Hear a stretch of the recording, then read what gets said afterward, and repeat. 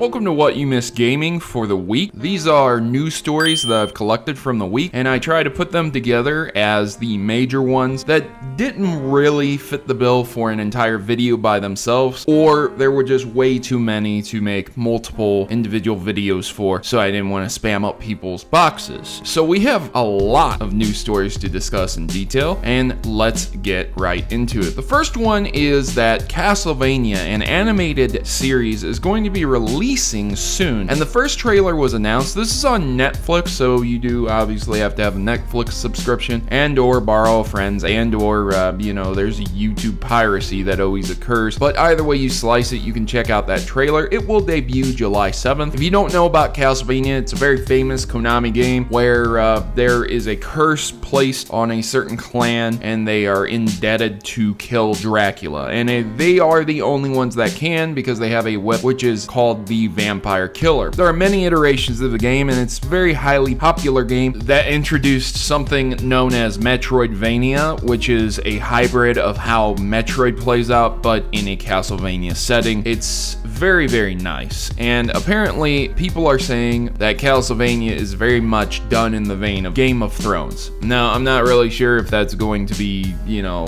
the killing, the murdering, and the betrayals of kings and stuff like that, and people within that series, but I think it's just going to be more medieval times. With that said, let's move on to the next story, where Xbox's Netflix-like Game Pass is going to be launching. It is available now for Xbox Live Gold members and Gold subscribers, but non-Gold members will have to wait to June 1st, which isn't really that long, but I don't know why you would have to wait a week if you weren't a Gold member. That said, for $10, you get access to a library of 100 games. This is very similar to PlayStation Now, I believe, in which they allow you to play certain games for a small amount of money. You don't have to necessarily go out and buy the individual game itself. You don't have to pay that high price. But with that said, I would like to take on the caveat and let you guys know that it's important to look at this game list and ensure that you want to play these games. You need to take the link to this article in the description below and ensure that these games are something you want to play, because if you're an Xbox Live Gold member, many of these games have been free to you anyways. And if you own an Xbox One or Xbox 360, you more than likely have played Halo or bought it for some of the Microsoft exclusives. So the games that end up being left over for this 100 games are often games that will overlap, games that you've already had. And the thing about this also that is not so great is that a lot of these games end up being very cheap bargain bin games. I'm not going to sit here and say that you would be able to buy 100 of these games for $10. That's not at all what I'm trying to claim. But what I would like to make the claim of is that there's a lot of people who will sit there and play a game, and it will take them, you know, maybe 2 to 3 weeks, maybe even a month to play through one game. There are very lengthy games out there like that. Banjo-Tooie, Borderlands, Terraria. There's plenty of games that are within these 100 games that will take you an extensively long time to play through. And I understand that, you know, people get bored of one game at a time and they want to play multiple games and have access to this big library. But with that said, you have to understand that very well may not be worth your money. And also, you are not getting these games permanently, unlike the games with Gold, where you get to keep them on the Xbox One if you have a subscription, and many times on the 360, even without a subscription. You get to keep them if your Gold slides and they're permanently yours. But keeping that all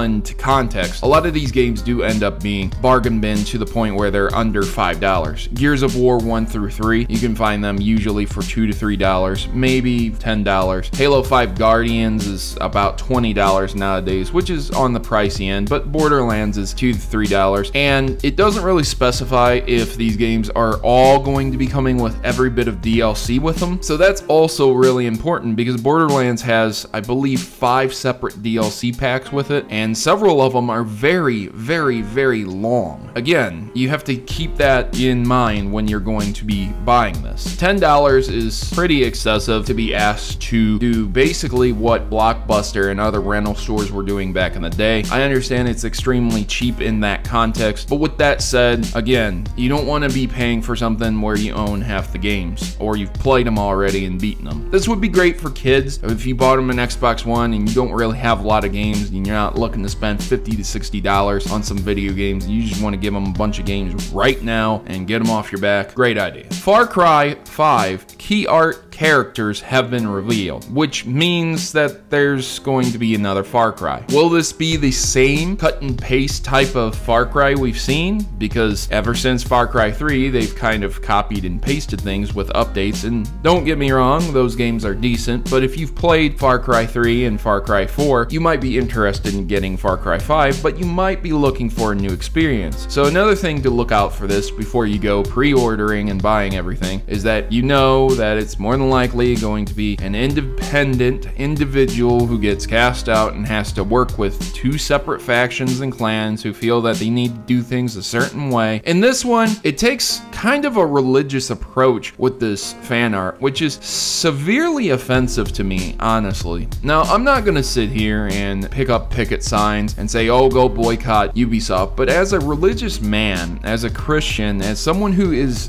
really studying ministry, that's where I go to college for. I dig deep within religious connotations, the history of biblical sciences and stuff like that. And to see this art, it's excessive to me. It seems like they're trying to portray maybe potentially backwoods hillbillies. They have a guy tied up with Sinner wrote on his back, and they have a number of massive amounts of munitions. They have a guy sitting in a seat looking straight at the player with his hands both open as if he's offering a sacrifice or something, with an American type flag, but instead of American type flag, there's a cross up there, and I'm not entirely sure what that would be. But obviously this is a portrayal and a parody of America's founding based upon the Puritans and Puritan values, and while I disagree greatly with religious oppression and the stringent religious oppression that came with Puritan values, I do still think this is really pushing the letter. But as a person who defended freedom and defends freedoms on a daily basis, I agree that this is freedom of expression, even if it is artistic and or religious. With all that said, I would like to point out that in the background, the flag with the cross is flying above the American flag, which is a major no-no, which is how I know that this is 100% a parody of American culture. Everything about it espounds parody. So what do you guys think about this? Are you excited about Far Cry 5, or is this just a bit too much and do you feel like Ubisoft is going to just rehash it, much like the Assassin's Creed series? Continuing on, the PlayStation Store now has Steam-like curated playlists, which, if you know, Steam has people out there who can curate things and say, hey, you know, if you follow me, if you like what I like, then you'll probably like these games also, so you should play these games. So for example, Protomario, I really love RPGs, I love FPS, I love action platforming games. I'm okay with racing games, but I'm terrible at fighting games, even though I enjoy playing them. So my recommendations would be something like Doom, the more recent release, and or older games.